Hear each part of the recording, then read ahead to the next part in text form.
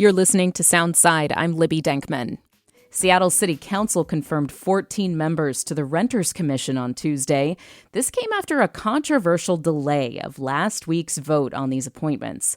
On Monday, we talked about the backlash that happened after Councilmembers Saka and Sara Nelson failed to show up for a vote on commission appointments. That forced an unusual cancellation of the vote because the Housing Committee didn't reach quorum. Some people, including at least one fellow council member, thought this was influenced by an email some council members got from former council member Tammy Morales, who had urged her former colleagues to delay the vote. Why? Moore wants to change the commission's makeup to include landlords. It's a position she made clear when she led the city's Housing and Human Services Committee. Now, that hasn't happened. There are no landlords among the appointments that were confirmed on Tuesday. Joining me now is Councilmember Mark Solomon, who was appointed to represent Seattle's 2nd District after Tammy Morales left the position in January. He's currently serving as vice chair of the Housing and Human Services Committee, and he's also one of the people who Moore emailed before that first vote, although the email bounced back. So you didn't get that email, right, Councilmember? And welcome to the show. Thanks for being back. Thank you for having me back. It's a pleasure to be here. And I should clarify. Now, my notes say that you're vice chair, but are you serving as acting chair right now of the Housing and Human Services Committee? That's correct. While we were waiting for the appointment of the D5 seat who would assume the chair, I was acting as the chair because there are some critical pieces of legislation that we actually need to act on that were time sensitive that we were going to take up in the meeting on last week. So because of that, Council President Nelson had agreed that I should chair the committee until a permanent chair could be seated. So you were in the chair seat when this all went down last week that drew some controversy. Correct. Now, since then, of course, on Tuesday, the makeup vote, 14 members of the Seattle Renters Commission were confirmed. How do you feel now about how everything went down? What's your interpretation of events? Well, a couple of things I just want to clarify.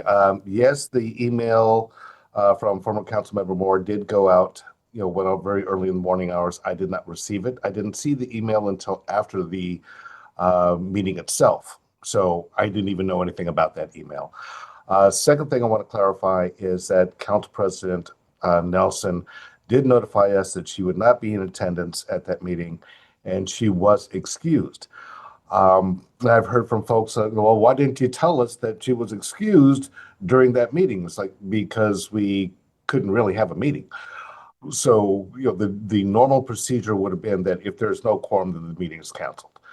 I wanted to make sure that we honored the people who took the time out of their day to come down to City Hall to tell us about their experiences and their desire to serve on not just the Renters Commission, but the Disabilities Commission, the Community Housing Development Authority. So it wasn't just the Renters Commission appointees that were being considered. So to honor them, that's why I said, okay, there's no committee meeting, so we're going to have a community meeting so that we could honor those people's time to hear from them, to hear their perspectives. And because we were able to do that, the appointments that would have been voted on in committee were able to go to full council to be confirmed at yesterday's full council meeting. So again, for clarity, yes, Councilmember Nelson had been excused. Councilmember Saka did call me shortly before the meeting saying, hey, stuff has come up. I can't make it. He and I have talked. I completely understand what was going on. And so again, all's good, nothing intentional, nothing deliberate, nothing, no backroom deals, no intent to sabotage. So I want to, basically put that narrative to bed. So basically, you don't buy the narrative that your colleague, Alexis Mercedes Rink, has said she believes, which is that there was an intentional effort to undermine the ability of the committee to reach quorum in order to delay the vote for another motive, which was, again, to look at adding landlords to the commission. Your opinion is that and as you say, the council president, Sara Nelson, had gone through the usual notification process to say she was going to be absent. But the fact that Councilmember Rob Saka was absent last minute raised concerns, right, for your colleague, Councilmember Rink. Right. And I understand those concerns. And, in the moment, it's like, what is going on? But again, taking a step back and looking at the totality of circumstances, no, there wasn't a concerted or coordinated or effort to stymie these appointments. It was not intentional. The idea behind Councilmember Moore's email and some of the efforts that she's talked about before, former Councilmember Moore, is that she believes that there needs to be more representation for landlords at City Hall, and that, she was hoping to add those landlords to the Renters Commission. What do you think about that idea? Okay, I actually like the idea of a rental housing commission. That being said, that's a different commission with a different charter. We have the Renters Commission, which is already chartered. Let's fully seat them. And then let's work with the renters and the small landlords to develop something, right?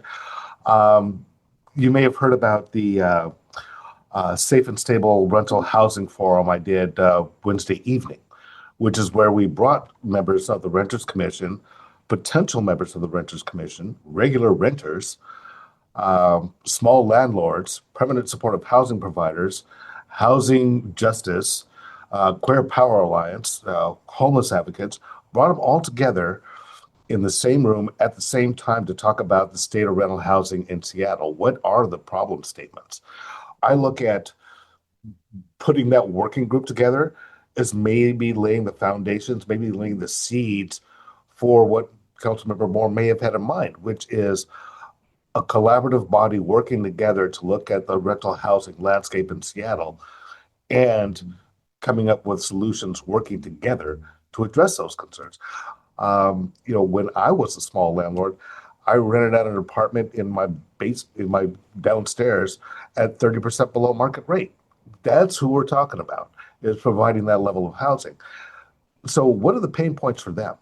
At the same time, we know the pain points for renters is rent's too damn high. So again, I want to hear from all sides. I want to hear from our permanent supportive housing folks. What are the pain points that they've got? And what are the fixes that we can look at doing that may not involve legislation? I also think about, in our affordable housing arena, if you've got... Where there's been a number of sales recently, by the way. I know that Seattle Times has reported extensively on this, that affordable housing seems to be in crisis right now in Seattle. The number of the providers have sold buildings, and the question is, is this a viable operation going forward? And I'm assuming that those are questions you're weighing. Yes, absolutely. Because when, I'm hearing from housing providers and they're telling me how underwater they are. When I'm hearing that some of the providers are selling off assets just to meet operating costs, it hit me that if I have affordable housing providers going under, the most dramatic impact is going to be on the residents of D2. Because when I think about where these affordable housing operators are, they're in my district. So I'm looking at thousands of units of affordable housing coming off the market. That is something that we've got to address. That's something we've got to acknowledge, and we've got to find a workaround on that. And that's one of those things that is keeping me up at night is, one, I want to keep people safely housed. Two, I want our affordable housing providers to continue to be able to provide affordable housing. Three, I want to recognize that small landlords play an integral part in the rental housing ecosystem in Seattle. And four, I don't want to do anything that's going to contribute to somebody being kicked to the curb and, become homeless. Can I ask just one more thing on this dust up over the Renters Commission and the email from former Councilmember Tammy Moore? And that is a sentiment that Moore expressed about your priorities. This was reported by David Croman in the Seattle Times, and I'm going to quote here. Moore said, To me, the position of vice chair should only be a caretaker and only take care of things that are an emergency. And filling those renters commission positions is not an emergency. And I think this kind of speaks more broadly to the thing that you're navigating, which is you are a temporary council member. You're not running for the D2 position in the fall. Do you take that to mean basically that you're supposed to be a warm body, filling the seat and not proactively tackling issues? How do you respond to sort of that idea that only the emergency stuff should be on your plate? My response is I didn't come here to sit on my hands. I came here to get stuff done. And it doesn't matter to me what the issue is. If it's time sensitive, and we were looking at some things that are time sensitive, we got to get them done. And yeah, I'm sure the people said, okay, you're just going to, be a caretaker, just keep the chair warm. No, I came here to get things done for the people of my district and for the people of the city. And I'm going to continue to do that. I look at, when the election is certified, I'm out the door. Okay. That being said, I want to tee up as much stuff as possible and be able to do a warm handoff to whoever follows me so they're not scrambling. And excuse me. So basically, so they're not scrambling. Does it feel like your constituents can't wait? I mean, D2 contains some of the most vulnerable communities, Southeast Seattle, the CID to the Rainier Valley. Does it feel like the idea that your community would have just a caretaker, a warm body in the seat, like an injustice? Yeah, that would be a disservice. If I just came here to, suck up oxygen and not get anything done, why bother being here, right? And what is considered emergency, right? Or only taking up critical things. Who's making that call? Because I can tell you the folks in the CID want some things done that people in other parts of the city may go, oh, that's not that important. Well, to the folks in the CID, it's important. To the folks in North Beacon Hill who are dealing with the issues around Jose Rizal Park, it's important. To the folks who are in Mount Baker who are hearing loud noise from amplified radios coming from the parking lot at Mount Baker Beach from 2 to 5 in the morning, and they want that to stop, that's important. So again, it's not for me to determine for any neighborhood or any constituency what's important to them. It's my responsibility to listen to them to find out what is important to them and then act on that. There is an election going on right now to fill the seat that you're occupying right now. The District 2 seat, Jeannie Chun, Adonis Ducksworth, Jamie Fackler, and Eddie Lynn, they're all running right now. How much are you paying attention to that race? I mean, what sort of advice or, general awareness of the challenges would you like to impart to those candidates who are running to fill the seat that you are currently in? A couple of things I would say to them is hit the doors, meet the people, find out what their issues are, and bring that with you. I would also say do your homework, know what the issues are, know what this council is currently facing. They're going to be having to look at the comp plan because it's not going to be done by the time I leave. Comp plan, going to be a big deal. Budget, still going to be a big deal. The shortfall that we have, how are we going to meet that gap? Not just in the short term, but in the long term. That's the $250 million budget shortfall that new projections show for the city, which is a significant gap. Yeah, exactly. And while we're looking at the, the Seattle Shield Law with the B&O tax, that's going to claw back some of the losses to just cover things that we're already spending money on. This is not new revenue, or this is not revenue for new stuff. This is just helping with that shortfall. And that doesn't even include the funds that we're not going to get from the feds. So we're also going to have to deal with the fact that money that we were counting on from the federal government may not be coming. So those are things that they're going to have to keep in mind.